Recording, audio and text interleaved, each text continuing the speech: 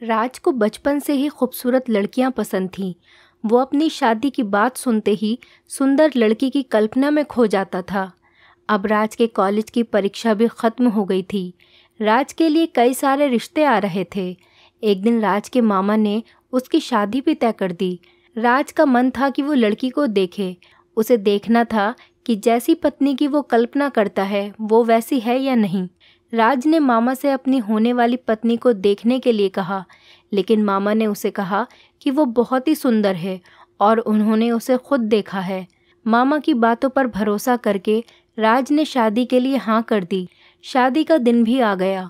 मंडप के पास बैठा राज अपनी पत्नी को देखने के लिए उतावला था।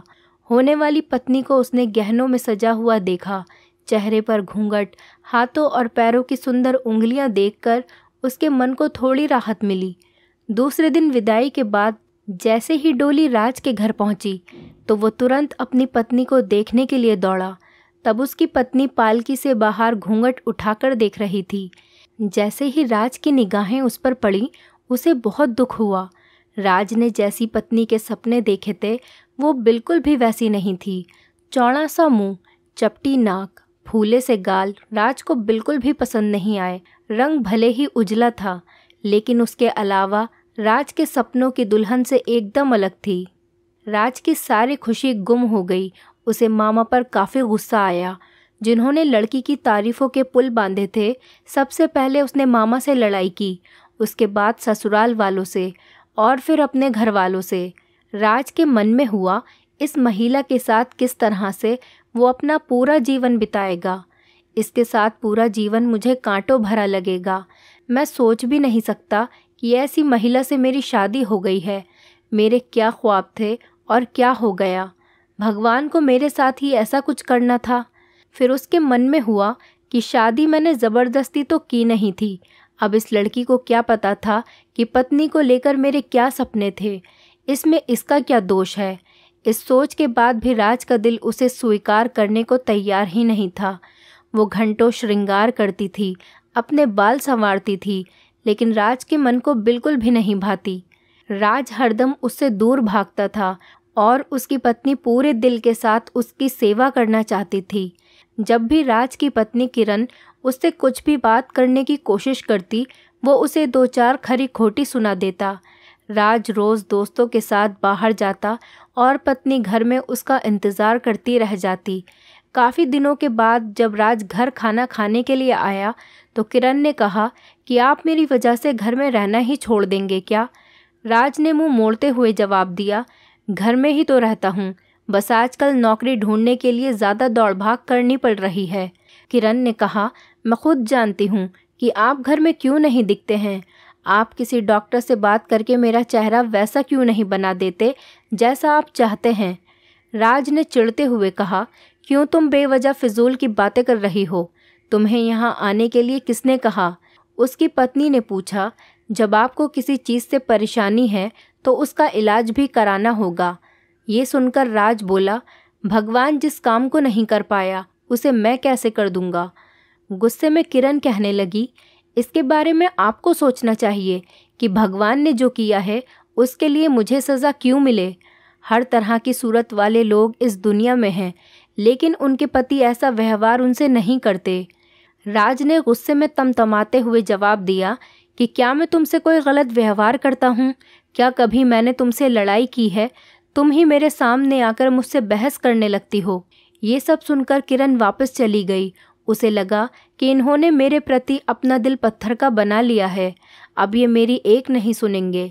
इधर राज का ऐसा रवैया देखते देखते किरण बीमार हो गई।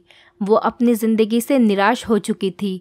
उधर बीमार किरण को देखने राज एक बार भी नहीं गया। उसके मन में था कि इसे कुछ हो जाए तो इस बार अपनी पसंद की लड़की से शादी करूँगा। अब तो रात को और भी छूट मिल गई थी।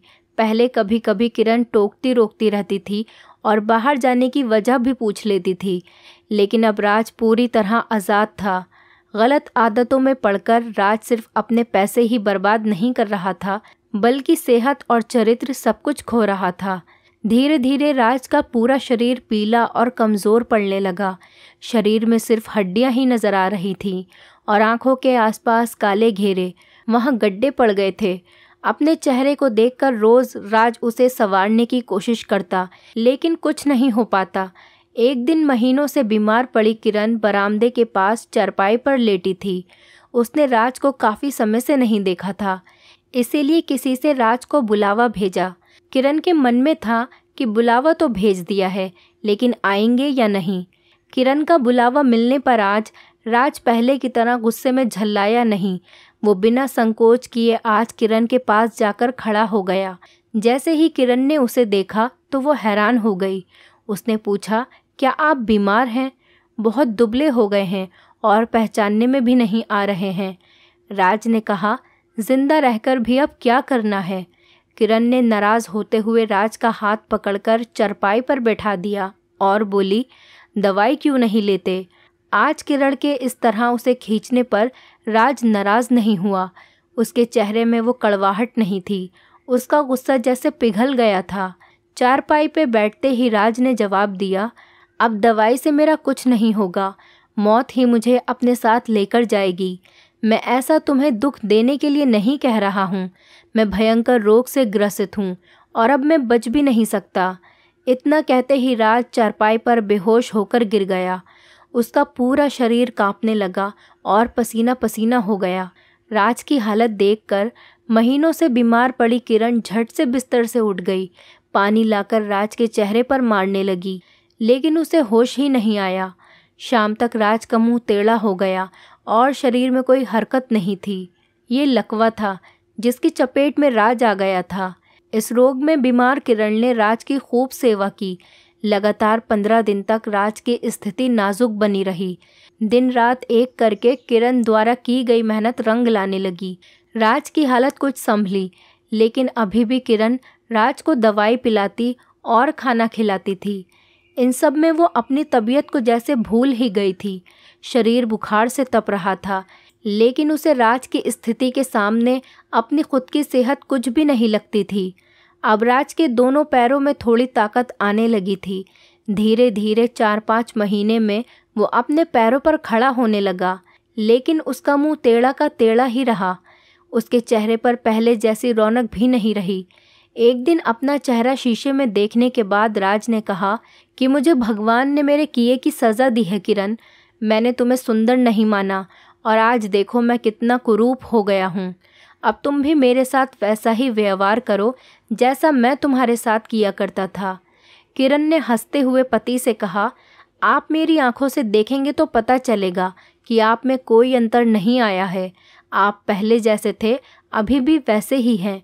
राज बोला, अच्छा, बंदर जैसा मुंह लग रहा है और तुम कहती हो कोई अंतर नहीं आया है। तुम्हें मालूम है ना, भगवान ने मुझे मेरे करने की सज़ा दी है। सबने खूब जतन किए, लेकिन राज का मुंह सीधा नहीं हो पाया। पति के पैरों पे खड़े हो जाने के कुछ समय बाद ही किरण ने घर में पूजा रखी, क्योंकि उसने भगवान से राज के लिए मन्नत मांगी थी। पूरे मोहल्ले के लोग राज के घर में जमा थे। भजन संगीत चल रहा था। तभी किरण की एक दोस्त ने उससे पूछा, अब तो तुझे अपने पति का चेहरा देखने की भी इच्छा नहीं होती होगी, कैसा टेढ़ा हो गया है। गंभीर आवाज़ में किरण बोली, मुझे तो कुछ फ़र्क नज़र नहीं आता है। उसकी दोस्त ने पलटकर कहा, चल झूठी, ऐसा थोड़ी होता है, बातें मत बना। फिर किरण कहने लगी, सच कह रही हूँ, मुझे उनकी आत्मा मिली है जो उनके रूप से बढ़कर है मेरे लिए, और मैं हमेशा उनकी आत्मा को ही देखती हूँ। इधर राज कमरे में अपने दोस्तों के साथ बैठा था। तभी उसके एक दोस्त ने बरामदे की तरफ खुलने वाली खिड़की खोल दी। उसने राज से पूछा, आज तो यहाँ कई खूबसूरत लड़कियाँ हैं, बता तुझे कौन सी अच्छी लग रही है। राज ने कहा, खिड़की बंद कर दो, और जहाँ तक रही पसंद की बात, तो मुझे वही पसंद है जिसके हाथ में फूलों की थाली है। दोस्त ने कहा, तेरे चेहरे के साथ साथ तेरी पसंद भी ख़राब हो गई है क्या? मुझे तो वो दूसरों से कम खूबसूरत लग रही है। राज बोला, मैं उसकी आत्मा को देख रहा हूँ, वो हर किसी की सूरत से ज़्यादा सुंदर है। तब उसने पूछा, अच्छा यही तुम्हारी पत्नी है क्या? राज ने कहा, हाँ बिल्कुल, यही वो देवी महिला है जिसने मुझे इसी हालत में स्वीकार किया। दोस्तों, हमें व्यक्ति की बाहरी सुंदरता नहीं बल्कि मन की सुंदरता देखनी चाहिए। बाहरी सुंदरता तो कभी भी फीकी पड़ सकती है, लेकिन जिसका मन सुंदर है वह व्यक्ति हमेशा ही सुंदर रहता है। दोस्तों, उम्मीद करती हूँ आपको हमारी कहानी पसंद आई होगी। कहानी पसंद आई है तो वीडियो को लाइक करें, चैनल पर नए हैं तो चैनल को सब्सक्राइब करें और हाँ, नोटिफिकेशन बेल को ज़रूर दबाएं ताकि अगली अपडेट सबसे पहले आपको मिले।